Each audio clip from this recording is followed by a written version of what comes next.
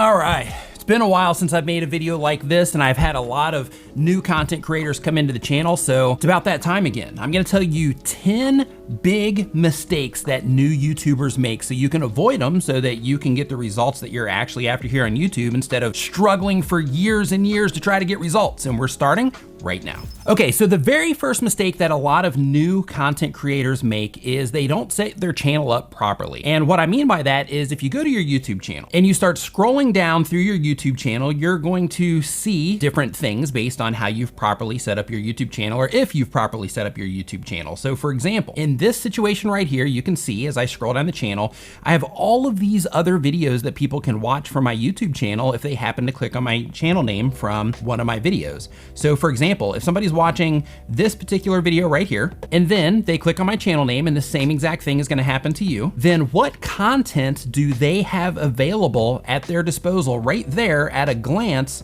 for them to be able to watch of yours? So somebody scrolls down on a desktop computer, or if they do it on a mobile device, then what's the first content that they're going to see? Are they gonna be able to see more of your content right here as they scroll down the page, or are they gonna have to click on your videos tab in order to see the rest of the content that you offer? And this is important because if they have to click on your videos tab, it's okay because some people use YouTube that way. However, you wanna make it easy for people to find your content regardless of how they use YouTube, whatever their preferences are. So for the people like me that like to land on your channel page and then scroll down to see the content that's available, well, in that situation, you wanna make sure that you are funneling people into the content that they care about from you so that you can just make it easy for people to binge watch your content. And the easier that you make it for people to binge watch your content, the easier it's gonna be for you to grow your YouTube channel. The second mistake that a lot of content creators make is kind of along the similar vein to where not only are they not setting up their channel page properly, but they're not using all of the other features that YouTube gives us. For example, in every video you make, you have the option to pin a comment recommending people to a relevant video or playlist.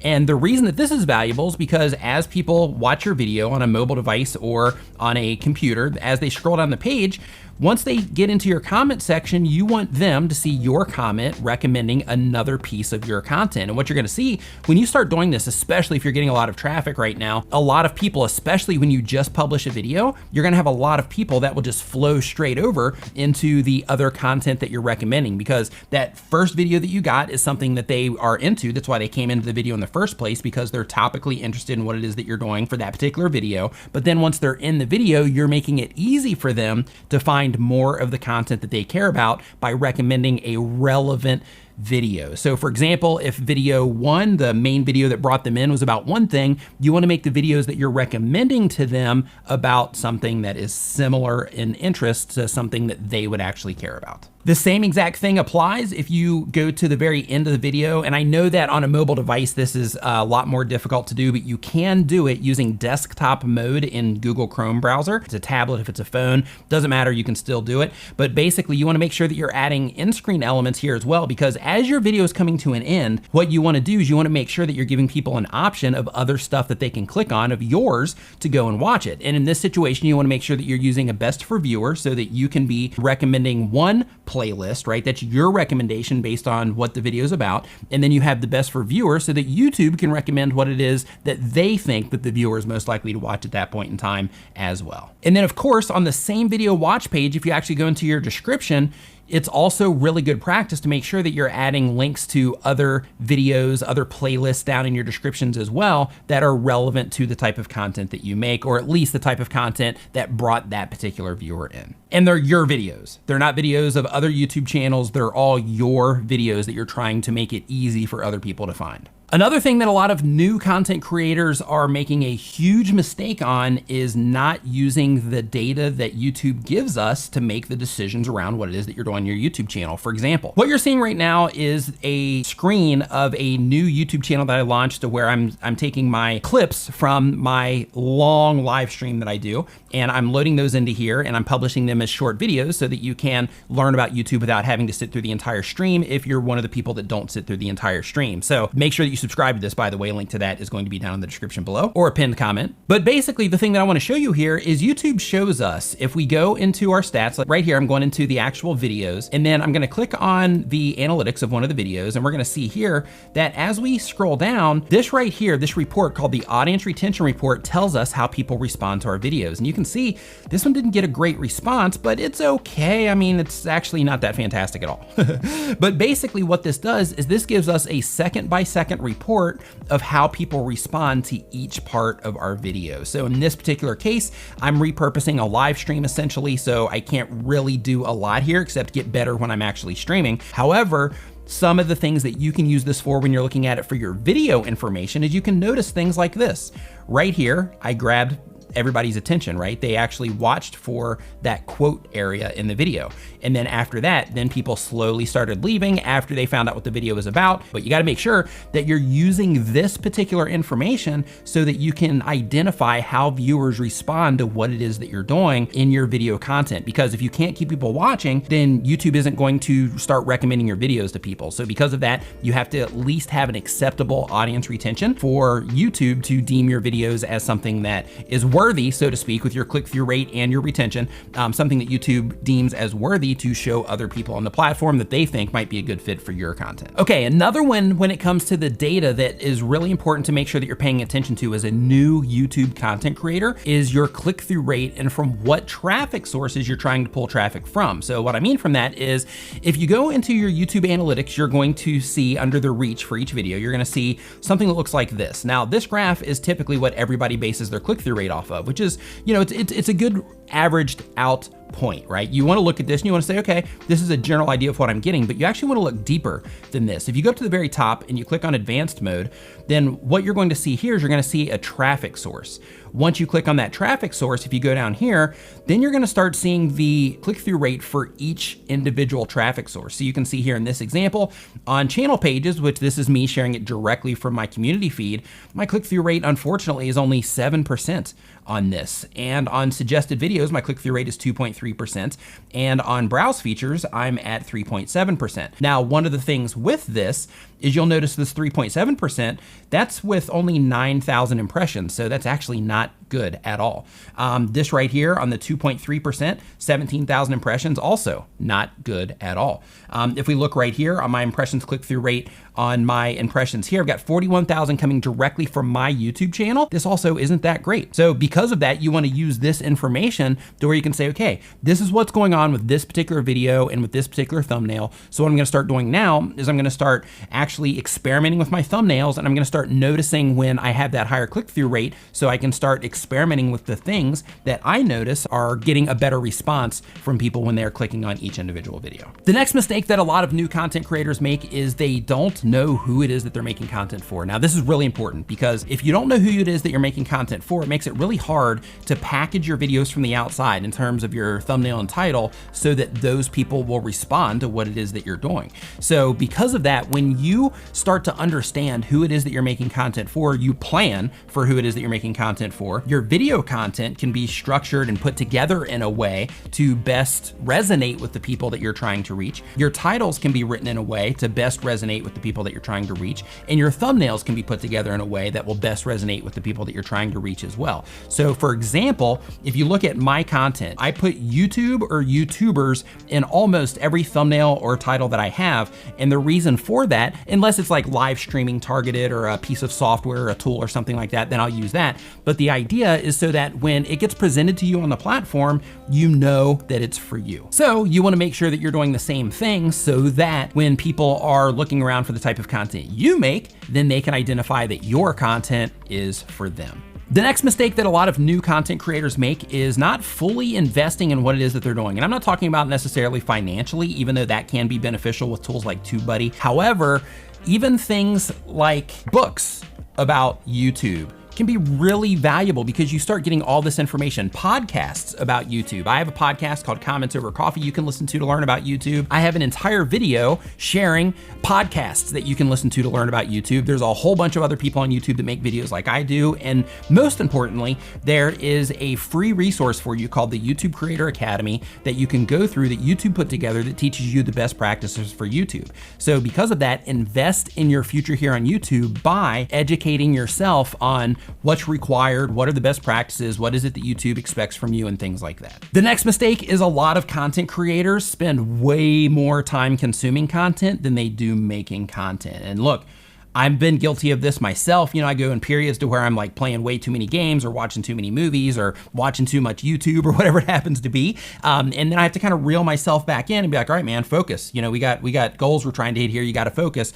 And a lot of content creators will do that same exact thing to where, you know, you're on YouTube because you love the whole YouTube thing. And because of that, you're watching tons of YouTube content. But in order to get better at what it is that you're doing in that situation, I recommend that you cut back on some of that consumption time, either, you know, if it's games or if it's watching YouTube videos or Netflix or Hulu, whatever your vice is, I recommend that you cut back on that a bit. And the reason for that is so that you can spend more time learning how to make better content or just learning how to do things better. So for example, for this particular video, I'm testing new gear. So at the time that I'm recording this right now, I'm recording like 3 or 4 things simultaneously, routing them all through one box. And then I'm gonna throw it in the machine here and I'm gonna see how long it takes me to put this content together so that as I start recording more content like this, I can improve this workflow as I go, even though I have more than 500 videos under my belt, still trying to get better. And as a new content creator, you should always be trying to get better too. The next mistake that a lot of new content creators make is when they're putting their titles together, they're putting their video ideas together, they just kind of wing it, right? They just kind of, you know, put a title together and cross their fingers and hope that it works. But what I recommend that you do is, at the very least, is that you go to YouTube search and you type in around the topic that you like to talk about, you start typing in those topics. So for example, let's say that you make videos on Fortnite. Then what you can do in this situation is you can look for Fortnite inside of YouTube search. And while you're looking for Fortnite here inside of YouTube search, they'll tell you a bunch of things that people are looking for related to Fortnite. If I were to go ahead and just put A, then it would show me more ideas, B, more ideas, C, more ideas. I can do a how-to Fortnite in front of that. And then you get to see that it shows me even more ideas. And then I go through the same exact thing, A, B, C, D, E.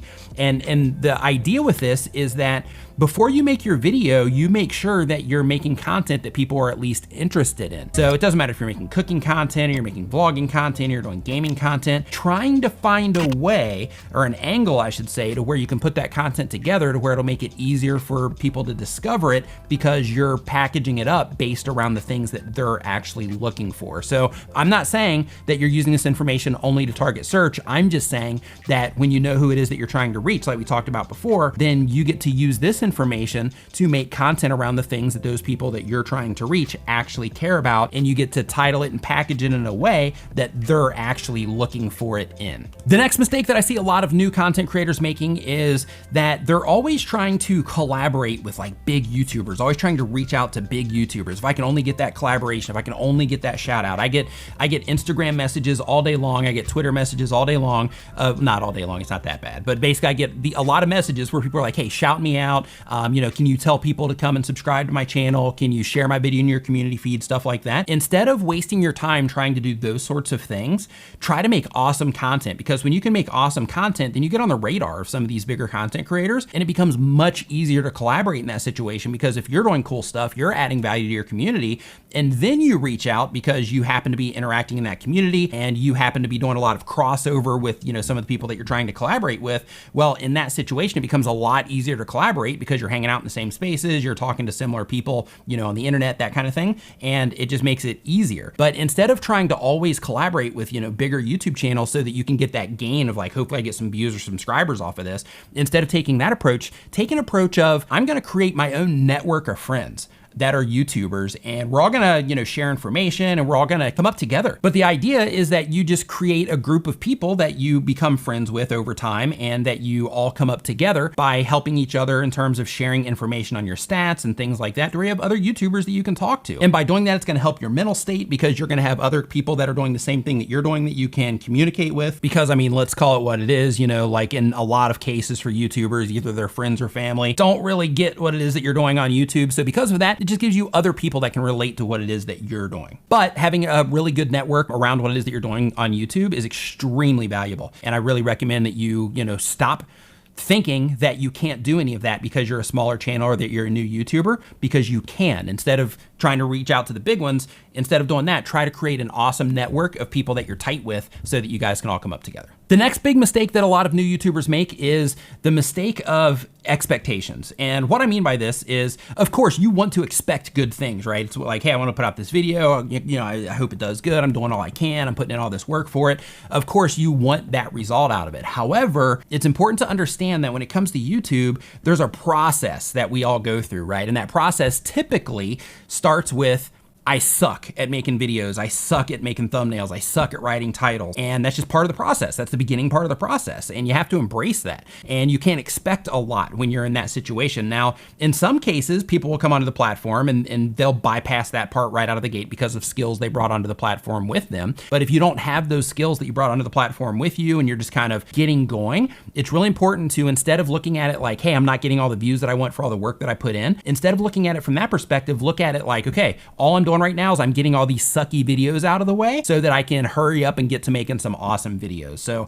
while I'm putting out these videos right here and I'm learning about YouTube, I'm learning how to write titles, I'm learning how to create a community, I'm also developing my skills so that I can make better content here on YouTube for the people that I'm making content for. Which brings me to the next mistake of not thinking of yourself as somebody that is an entertainer of sorts. And here's what I mean by that. When it comes to YouTube, people come to YouTube to learn things and for the sake of entertainment in some way. And of course, some people come on to be like motivated. They'll come and watch motivational content, that kind of stuff. But at the end of the day, it really comes down to, you know, I'm coming onto YouTube to be entertained in some way, or I'm coming on YouTube to learn something in some way. So because of that, it's really important to look at yourself as an entertainer of sorts and just think, when I'm putting my content together, how can I do it in a way that's as engaging as humanly possible so that people will respond to it better? It doesn't mean I have to be obnoxious. It doesn't mean that I have to be over the top in terms of, you know, just ridiculous, loud and all that good stuff. But what it does mean is it means that you have to level up a little bit, because there's just normal communication, which is fine. You can do fine that way, but you still have to be engaging when you're doing it. So one thing that can really be helpful in this situation is to work on your audio. Working on your audio is important because audio is half the video experience. So if you can make really good audio, or if you can get your audio to sound really good, then right out of the gate, the perception of what it is that you're doing is going to be of higher quality, and it's just going to add a little bit of tolerance to what it is that you're doing, even if you're not awesome at it yet. The next mistake that a lot of new YouTubers make is comparing yourself to other channels that are not yours. And here's what I mean by that. A lot of people are on YouTube, they're looking at other channels and they're like, hey, this person just put out a video with a similar title of mine and they're doing a lot better than mine. Why? And the idea behind that is that you have to consider that, you know, if somebody already has a subscriber base and they're putting out content, they're able to collect data so fast from YouTube that YouTube systems can quickly understand who is the right fit for that video based on how the people that are currently watching it, those immediate subscribers, are coming in and how they're responding to that video. Whereas you, if you're just getting started as a new content creator, you don't have that yet, right? The thing that you have is that you have, you know, maybe 5 or 10 videos under your belt. You have maybe 100 or 500 or maybe even 1,000 subscribers on your channel. So when you publish that video, it just doesn't collect data as fast. And because of that, it might seem like these other channels are dusting you, or they might be doing way better than you are, but it's because of all of the content they have behind them. Now, if we take that same exact scenario and we say, hey, they started the same time as me, they have the same amount of videos as me, and they're just crushing me. Well, the reason for that is because whatever it is that they're doing in their videos, however they're presenting their videos, however they're putting their thumbnails and titles together to grab attention, their package and how they're they're putting everything together is simply working better than you are,